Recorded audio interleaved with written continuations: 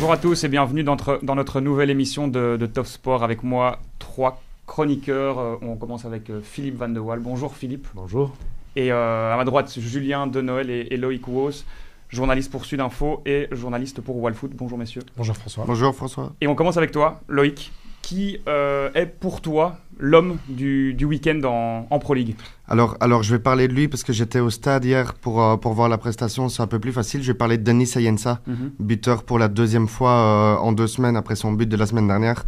Il a vraiment été décisif, c'est un joueur qui pèse beaucoup de base et qui travaille beaucoup pour le collectif, qui n'hésite pas à redescendre dans le jeu. Il marque la semaine dernière, hier il provoque le penalty pour l'égalisation, c'est lui qui fait 1-2. C'est une performance complète et c'est vraiment une victoire qui fait énormément de bien au Standard et il a été décisif hier. Pour la première fois que le Standard gagne 2 matchs d'affilée en championnat, on reviendra sur le Standard juste après. Julien, toi, ton homme du week-end? Moi, je vais chez le rival, je vais à Anderlecht pour Torgan Hazard, qui était titulaire pour la première fois depuis très très longtemps et qui marque un but. Qui lance Anderlecht vers la victoire. Donc pour lui, c'est bien de voir un joueur comme ça qui revient d'une très longue blessure et d'une longue revalidation, qui arrive à être décisif rapidement. Ça va lui faire du bien au moral et ça fait du bien à tout le monde, je pense aussi, de voir un joueur comme ça revivre. Avec toi, Phil, c'est pas l'homme du week-end, c'est le gardien du week-end comme chaque semaine. Et donc, qui est ton gardien du week-end dans Pro League? Il n'y avait pas grand-chose à se mettre sous la dent ce week-end pour les gardiens. Ils ont fait leur job, mais il n'y avait personne qui, à mes yeux, était au-dessus du lot. Donc je vais prendre, encore une fois, Tobbe-Leysen de OHL. Malgré sa petite erreur, je veux dire, de jeu au pied, où il provoque un penalty, qui pour moi, personnellement, n'en est pas un. Parce qu'il ne faut pas arriver, les gars, il veut dégager, et voilà. Mais après, il a sauvé les meubles à plusieurs reprises, je pense, quand j'ai vu le résumé, 5 ou 6 arrêts déterminants.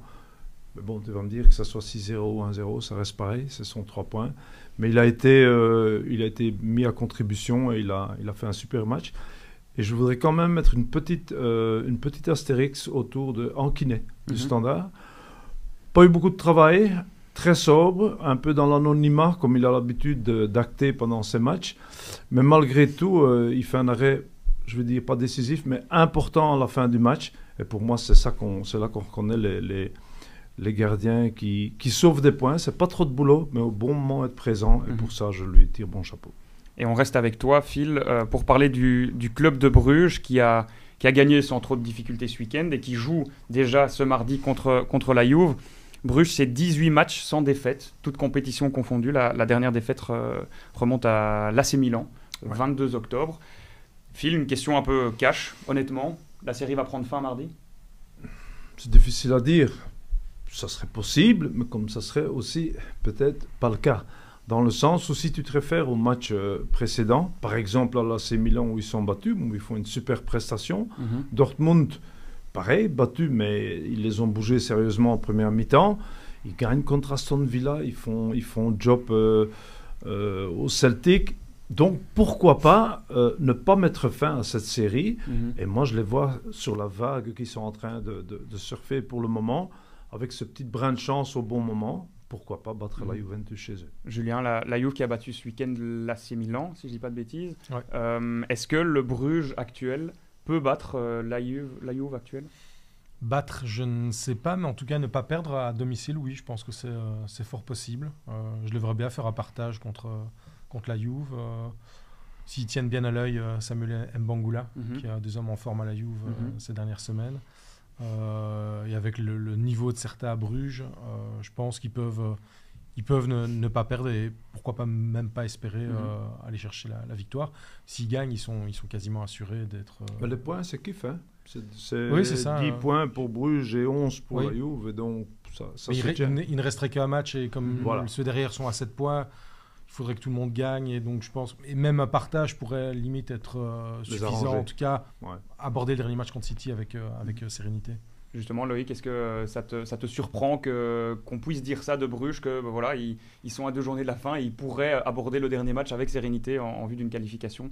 Non, je ne suis pas surpris parce que j'ai suivi une bonne partie de leur campagne. J'étais là à Milan pour le match, j'ai fait le match à domicile contre Aston Villa aussi. Et c'est vraiment une équipe qui fait une campagne solide, qui a mérité ses 10 points. Et on a dit au début de la phase de ligue que 10 points, 11 points, ça devrait être suffisant pour le top 24 Pour revenir sur la question d'avant, je pense pas non plus que la série va s'arrêter contre la Juventus. C'est une équipe qui connaît des hauts et des bas. Bruges est très solide aussi à domicile. Si je dois faire mon petit pronostic, je dirais qu'elle s'arrêtera à Manchester City, cette série d'invincibilité. Mais je pense que Bruges prendra quelque chose contre la Juventus et va assurer sa qualification sur top 24. Phil, tu vas souvent voir le club de Bruges à domicile. Est-ce que tu penses aussi que cette atmosphère si particulière au Jan Breidel Stadion peut jouer un rôle, ou est-ce que pour des joueurs de la Juve, ils en ont vu d'autres?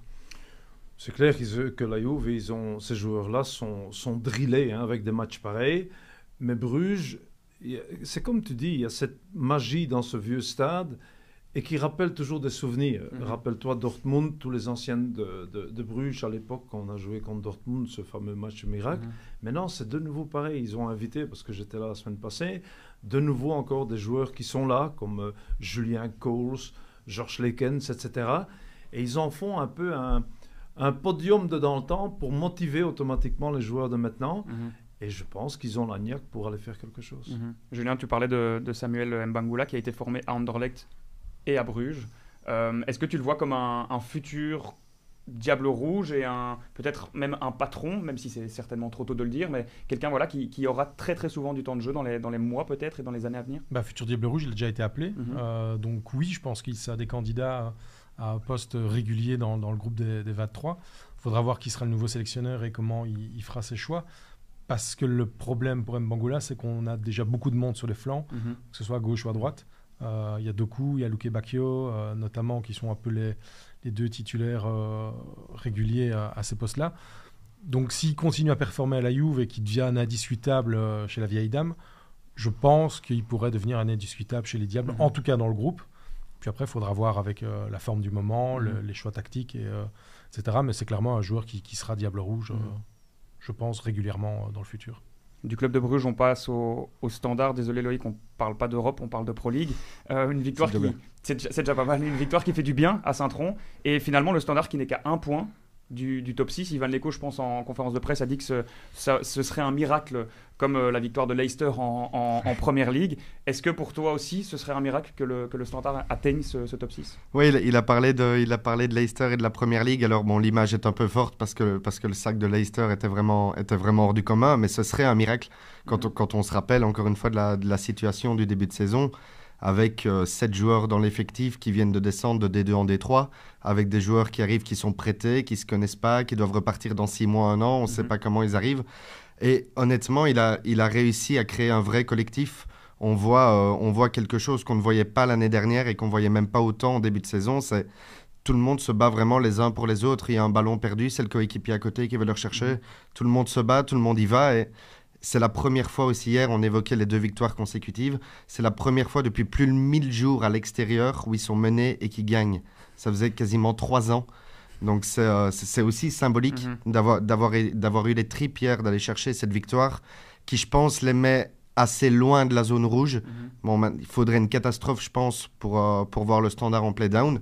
Et c'est une victoire qui permet de rêver. Voilà, oui, ce serait un miracle de voir le Standard en play-off 1. Ce serait pas une catastrophe qu'il n'y soit pas. Et maintenant, il peut rêver. Peut-être que pour la première fois de la saison, il peut regarder au-dessus et pas en dessous de lui. Phil, ce serait un miracle.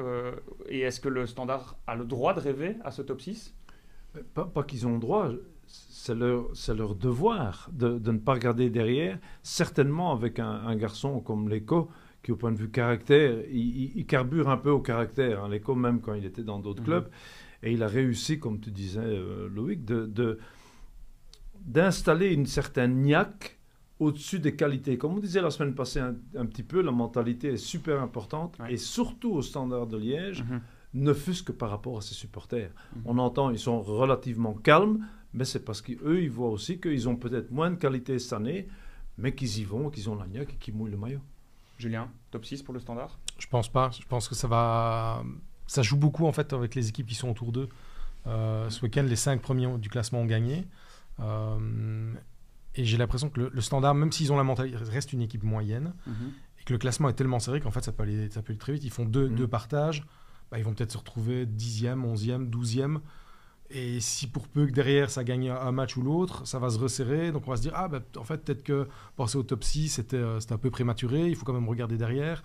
Et le calendrier du Standard sur les dernières semaines du championnat très compliqué. Très compliqué. Ouais. Et donc, s'ils veulent rêver du top 6, il va falloir prendre des points maintenant. Et s'ils ne les prennent pas, il y aura peut-être le stress de fin de Mais saison. d'un autre côté, tu vois que Gand, par exemple, la Gantoise, ils sont pas top non plus. Je pense qu'ils prennent un peu. C'est ça que je dis, ça dépend un peu des autres. Ouais. Et ils ne sont tout compte fait qu'à un point de la Gantoise, qui battent un peu de l'aile. Ouais. Si le Standard s'est resté dans ce positivisme et la Gantoise non, imagine-toi qu'ils basculent.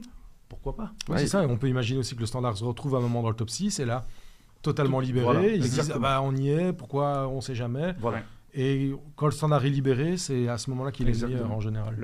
Oui, ils ont qu'un point de retard sur la Gantoise. Ils en ont pris 3 maintenant sur les équipes qui viennent derrière. Ça veut dire que même avec une défaite, les autres qui gagnent, ils reviennent jamais qu'à égalité. Donc ils ont cette petite bouée-là aussi. Et puis ça reste le Standard. Ça reste le Standard qui est une équipe qui, à domicile, préfère peut-être jouer Anderlecht et l'Union que Courtrai et Westerlo. Donc voilà, ici, il va y avoir 5 gros matchs qui arrivent. Il y en a d'abord, avant, qu'il ne faut pas oublier, la réception de Dender. Dender est à 3 points, c'est un concurrent direct, c'est ultra important. Il y aura 2 déplacements difficiles, au Cercle et à Westerlo, qui ont besoin de points pour leur maintien. Et puis derrière, il y aura les 5 gros, où là, ils n'auront rien à perdre.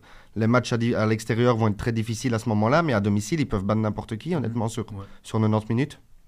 Et justement, dans cette course au Champions Playoff, un élément qui pourrait être important, c'est le mercato. Loïc, justement, à quoi on peut s'attendre, à quoi peuvent s'attendre les supporters du Standard en termes d'entrée et de sortie pour le mercato du Standard? L'information la plus chaude du week-end et du début de la semaine, c'est le départ d'Isaac Price, qui s'est envolé ce lundi pour West Brom. C'est plutôt une vente intéressante, finalement, pour le Standard, d'un joueur qui a soufflé le chaud et le froid. Qui est arrivé gratuitement et qui repart pour 3 millions d'euros et 20% à la revente. Donc c'est plutôt un joli coup. Le Standard qui avait terminé son mercato entrant dans le jeu en ouvrant la porte à l'arrivée d'un deuxième gardien, le réouvre donc parce qu'il y a ce poste à remplacer d'Isaac Price. On peut donc s'attendre à voir le Standard essayer d'ici à la fin du mercato de recruter un joueur comme Price qui était un milieu de terrain qui était capable de se projeter vers l'avant, d'apporter des occasions. Sinon, ça devrait rester assez calme. On parlait d'un ou deux jeunes qui pourraient peut-être avoir du temps de jeu en prêt. On parlait d'un Galidi, par exemple, qui est sur un ou deux clubs de Challenger Pro League ou un peu plus bas. Et voilà, le reste devrait être un peu mineur. Le Satur ne bougera plus tellement, à part le fait que un remplaçant de Price est désormais recherché, quoi. On termine avec les Diables Rouges et le limogeage de Tedesco vendredi dernier. Avant de parler de son successeur, je vais vous demander à tous les trois un mot pour qualifier le passage de Tedesco à la tête des Diables Rouges. En un mot. Insuffisant. Quand on voit, on parle depuis des années, on a parlé de génération dorée. Oui, au point de vue non, au point de vue statut de certains joueurs, sans regarder l'armoire à trophées, parce qu'elle est toujours vide. Maintenant... oui, insuffisant parce qu'on est dans une nouvelle équipe, un renouveau avec beaucoup de qualité, mais il n'a pas su remplir les cases dans lesquelles il aurait dû se mettre et avoir des résultats avec l'euro, etc. On les connaît. Donc je dirais insuffisant. Julien? Fiasco. Parce que je pense qu'il a raté tout partout où il était attendu, il a raté. Alors oui, il s'est qualifié pour l'euro, mais l'euro a été complètement raté du début à la fin ou à peu près. La Nation League, n'en parlons pas, c'est un naufrage absolu. Sa gestion de groupe, elle est ce qu'elle est avec le cas Courtois, De Bruyne, des joueurs ils sont appelés, on se demande pourquoi, d'autres qui ne sont pas appelés, on ne sait pas pourquoi non plus. Et dans sa communication aussi, on voit même, il reçoit son C4, il dit on a vécu de grandes choses ensemble. Je ne sais pas où elles sont les grandes choses, parce que il n'y a pas eu grand chose de grand, quoi. À part les 2 premiers matchs contre la Suède et l'Allemagne, qui étaient vraiment, on se dit il y a quelque chose d'intéressant, et puis après un jeu sans saveur, des résultats en dents de scie et même catastrophiques sur les derniers mois. Donc je pense qu'on l'oubliera vite et on sera content de l'oublier. Fiasco pour Julien. En un mot, pour toi, Loïc, le passage de Tedesco à la tête des Diables? Moi, je dirais gâchis. Parce que gâchis qui laisse entendre des choses positives pour le début. Je trouve que le début, les éliminatoires avaient été vraiment, vraiment encourageants. On les a un peu parfois oubliés, mais il n'y avait pas que les 2 premiers matchs. Il y avait des matchs difficiles aussi avec une nouvelle génération. Les matchs contre l'Autriche, là-bas, ils avaient été chercher une belle victoire. Il y avait vraiment une belle dynamique qui s'était installée. Et puis, alors oui, derrière, besoin de rien rajouter. Les cas Courtois, Lukaku, l'Euro, la Ligue des Nations, oui, c'était une catastrophe. Phil Lopetegui est cité comme le grand favori pour remplacer Domenico Tedesco. Est-ce que pour toi, c'est un bon choix? Ça verra plus tard. Encore une fois, tout est lié au résultat et à la dynamique de l'équipe. Mais non, moi, c'est mon avis vraiment personnel. Moi, j'aurais espéré, j'aurais du moins tout fait pour essayer, malgré qu'il a dit non, qu'on a lu, on ne sait pas, un Michel Prudhomme. Je reste là-dessus. Un Belge avec une carrière d'entraîneur, une carrière de joueur, de renommée, excusez-moi du peu, mondiale. Un Prudhomme. Pourquoi pas un Hein van Azenbroek? On reste dans la belgitude, on reste chez nous avec des gars expérimentés, qui connaissent les joueurs au quotidien presque, et qui ont ils ont un fameux sac à dos pour dire je peux le faire. Donc de nouveau un étranger, oui, ce sont des gars de qualité. On voit Thierry Henry, Rudy Garcia. Je laisse de nouveau ce point d'interrogation. Ça pourrait tourner à la même sauce qu'un Tedesco. Qui sait? Justement, Julien, un entraîneur comme Thierry Henry qui n'a pas beaucoup d'expérience non plus, un peu comme Tedesco. Est-ce que c'est pas le risque de faire un nouveau fiasco? Toujours le risque, c'est un entraîneur qui a peu d'expérience aussi. Il y a eu Montréal, il y a eu Monaco. Après, il a eu 23 français où il fait des bons Jeux Olympiques. Donc, il a cette expérience aussi où il connaît les joueurs du noyau A de la Belgique et il sait comment travailler avec des jeunes. Il l'a montré avec la France. Donc, ça peut être intéressant, mais après, Lopetegui, c'est une autre expérience. Il a coaché l'Espagne. Alors, il n'a pas fait la Coupe du Monde parce qu'il avait été viré juste avant. Mais il sait comment gérer un groupe de stars.